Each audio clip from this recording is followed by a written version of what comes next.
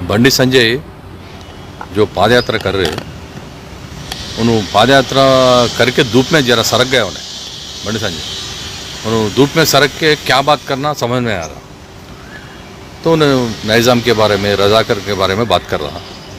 तो निज़ाम का हिस्ट्री नहीं मालूम बंडी संजय को। निज़ाम हैदराबाद सिटी अच्छा डेवलप करे सो है। निज़ाम गंडपेट रहने दो, शामिरपेट रहने दो, उस्मानिया हॉस्पिटल रहने दो, इतने अच्छा डेवलप करे सो वाले निज़ाम है। रजाकरा क्या है, गड़बड़ा करके ये बीजेपी वाले को हम लोग बोल रहे तुम लोग रजाकरा है रे भाई। बंडी संजय तुम लोग रजाकरा है, यूपी में रहने दो, बिहार में रहने दो, कर्नाटका में रहने दो। आज क्या हो रहा, गड़बड़ा हो रहा है। गड़बड़ा कौन करा रहे? तुम लोग करा रहे। तुम लोग असली रजाकरा है। तुम लोग हमारे सीएम साहब, हमारे केटीआर साहब को बोल रहा तू, पहले तू सोच ले, तू कहीं को गया पाद यात्रा? तेरे को बोलने को कुछ भी इश्यूज नहीं है पाद यात्रा में। हर एक दाम बढ़ा के, हर एक तेलंगाना को 1 रुपया नहीं दे के तू पाद यात्रा करा। तो पाद यात्रा में क्या बात करना? हम लोग आए तो ये करते गवर्नमेंट के बारे में, कुछ डेवलपमेंट के बारे में तू एक मैनिफेस्टो बना के जाना। तेरे को मैनिफेस्टो नहीं है, कुछ भी नहीं है। तेरे को जबान खोले तो केसीआर साहब, केटीआर साहब, बस इन दोनों के नाम है। तू काब में भी वही सोच रहा। तू ये गलत है। तू पाद यात्रा करके केसीआर साहब को, केटीआर साहब को गाली देने कैसे तू पाद यात्रा कर रहा है? तू कहीं को करा समझ में आ रहा। पाद यात्रा में बीच में रुक गया, ये धूप को तू सरक गया। तू सही भी सरक गया तू संजय। तू जबान लगा के बात करो बोल के हम लोग बहुत बार बोले। तो फिर हम लोग तेरे को वार्निंग दे रहे, हम लोग टीआरएस पार्टी हैदराबाद की तरफ से, तो देख संभाल के बात करो बोल के बोल रहे थे। तो नहीं सुन रहा। तू घड़ी घड़ी कुछ ना इशू बना रहा। तो डेवलपमेंट क्या है वो बारे में हम लोग बात करो बोल रहे। हमारे केसीआर साहब हैदराबाद सिटी इतना अच्छा डेवलप करे, उस दिन निज़ाम जो डेवलप करे, उसके बाद में हमारे केसीआर साहब इतना अच्छा हैदराबाद को डेवलप करे। सोच रहे हर एक चीज़ आज देख के, जब का इश्यूज बात करते रहते। आज केसीआर साहब कालेश्वरम प्रोजेक्ट रहने दो, मिशन भागीरथ रहने दो, ये फार्मर्स को रैतु बंधु रहने दो, ऐसे बड़े बड़े प्रोग्राम्स इंडिया में कोई भी नहीं करे, हमारे केसीआर साहब करे। ये जिंदगी भर याद लगा लेते। अब नया दलित बंधु है। ये दलित बंधु तेरा दम है तो बंडी संजय, तू पाद यात्रा में दलित बंधु दे तो मुल्क के अनाउंस कर। तू कहीं को अनाउंस नहीं कर रहा, तेरे दम नहीं है क्या? वो बातें कर। ये क्या पर्सनल बातों पे जा रहा तू, पब्लिक को भड़का रहा तू। पब्लिक समझदार है, तेलंगाना पब्लिक समझदार है। तेरा काम जल्दी करने वाले है तुम्हारा पार्टी बीजेपी को, तेलंगाना पब्लिक। तो ऐसा बातें करना गलत है बोल के मैं बोल रहा हूँ। तू नेशनल पार्टी है, तू नेशनल पार्टी रह के ऐसे चिल्लर बातें गली के लीडरों के जैसा बात कर रहा तू। उस वजह से हम लोग हैदराबाद टीआरएस पार्टी की तरफ से हम लोग बंडी संजय को वार्निंग दे रहे, ये गलत है बोल के हम लोग वार्निंग दे रहे। ये इशू में हम लोग ये इसके लिए हम लोग आज प्रेस लगा के बंडी संजय तो फिल्म हम लोग ये इसके लिए हम लोग आज प्रेस लगा के बंडी संजय तू फिल्म बना तुम बोल रहा। तो फिल्म के बारे में मालूम तेरे को?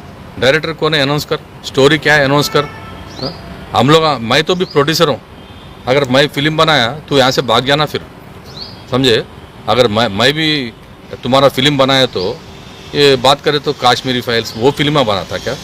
हम लोग भी बीजेपी का नाम पे हम लोग भी फिल्म बनाए हैदराबाद में। तुम लोग भाग जाते, तुम लोग करते क्या इधर हैदराबाद में? किसको भी सुख शांति से रहने नहीं देते तुम लोग। हर वक्त गड़बड़ करना, वो करना, उसके ऊपर तुम लोग वो बनाते। मैं बनाता हूँ फिल्म, समझा बंडी संजय? मैं एक फिल्म प्रोड्यूसर हूँ। मैं तेरे को बोल रहा हूँ, तेरे से ज़बरदस्त पिक्चर बनाता हूँ तेरे ऊपर। क्या बोल के बनाऊँ फिल्म? तू ऐसा पागल है बोल के बनाओ, तू एक पागल कुत्ता है बोल के बनाओ, क्या बोल के बनाना फिल्म? ये सब पब्लिक को भड़काने के काम आया। तू क्या बनाता? हम बना के बताते तेरे को। आइंदा से केसीआर साहब, केटीआर साहब को जरा बात करे, जब जबान संभाल के बात कर, समझा संजय? बंडी संजय, भारत माता की जय, जय सियाराम। मैं आप सबका भाई Nitin Nandkar, BJYM city president Hyderabad. कल टीआरएस का एमएलए जुबली हिल्स का मागंटी गोपीनाथ भारतीय जनता पार्टी और तेलंगाना के state president tiger Bandi Sanjay ji को गलत बात कहा और कह रहा है कि भारतीय जनता पार्टी को हैदराबाद में घूमने फिरने नहीं देंगे। तो मैं नितिन नंदकर और भारतीय जनता युवा मोर्चा गोलकुंडा जिला की टीम मागंटी गोपीनाथ, तेरे चैलेंज को हम एक्सेप्ट करते हैं। तेरे को जो उखाड़ना है उखाड़ ले। भारतीय जनता पार्टी तेलंगाना की जनता के लिए, युवाओं के लिए, महिलाओं के लिए, बूढ़े बुजुर्गों के लिए आवाज उठाते रहेगी, आंदोलन करते रहेंगी। और तुम्हारी सच्चाई निजाम के वैसा और टीआरएस की सच्चाई तुम्हारे जैसी सच्चाई देश के सामने लाने के लिए हम लगातार काम करते रहेंगे। और मागंटी गोपीनाथ कह रहा है कि निजाम वो करा, ये डेवलपमेंट करा, पैखाने बांधे, बाथरूम बांधे। अरे बाबा, 5000 साल पहले मोहनजोदारो में दुनिया को क्या डेवलपमेंट है हमने दिखाया है। और निजाम और रजाकार हिंदुस्तान में हमारे पैसों से ही ये लोग हमारे पैसों पे जिए, हमारे धरती पे रहे और हमारे कोई अत्याचार करने का काम किए। हिंदुओं के ऊपर जिस तरह से उन्होंने टॉर्चर किया है, बोनाल के वक्त हमारी महिलाओं को रोड पे जाते वक्त उनको छेड़छाड़ करते थे, उनके कपड़ों को छेड़छाड़ करते थे, हिंदुओं को, हिंदू पंडितों को नरसंहार करते थे, बूढ़े बुजुर्गों को गांव से निकलने के लिए मुश्किल करते थे। ऐसी हरकतें रजाकारों ने की है। कश्मीर फाइल्स में पंडितों के दर्द को, नरसंहार को देश और दुनिया के सामने बताया। उसी तरह से संजय आना ने कहा है कि रजाकार फाइल निकलेगी और तेलंगाना में रजाकारों ने जो जुल्म किया हिंदुओं के ऊपर उसको देश और दुनिया के सामने बताएंगे। और हम बताएंगे टीआरएस को और मागंटी गोपीनाथ को, जो करना है कर लो, हम तुम्हारा मुकाबला करने के लिए तैयार है। और मागंटी गोपीनाथ को ये मेरी चेतावनी है कि कुछ भी कहने से पहले जबान को लगाम रख के बात करें, वरना तुम्हारे सवाल का जवाब हमारे को भी देना आता है। लॉ एंड ऑर्डर से भी रिक्वेस्ट है, पुलिस डिपार्टमेंट से भी रिक्वेस्ट है कि मागंटी गोपीनाथ के ऊपर जल्द से जल्द एफआईआर हुए, उसको जेल में डाले। अन्यथा भारतीय जनता युवा मोर्चा इसका मुकाबला, इसके सवाल का जवाब किस तरह से देना है हम देखेंगे। ये जो एमआईएम पार्टी है, इसका अस्तित्व रजाकारों से जुड़ा हुआ है। कासिम रिजवी 1 लाख रजाकारों के साथ तेलंगाना में बर्बादी और तबाही करने वाला इंसान है। जब वो इस देश को छोड़कर पाकिस्तान भाग रहा था तो 40 लोगों के साथ इसने मीटिंग की नारकपेट में। वहां पर उसने पूछा कि एमआईएम की कमान कौन संभालता, तो उसमें से अब्दुल वाहिद एक आदमी उठा और कहा कि मैं इस पार्टी को संभालूंगा, इस ऑर्गेनाइजेशन को संभालेगा।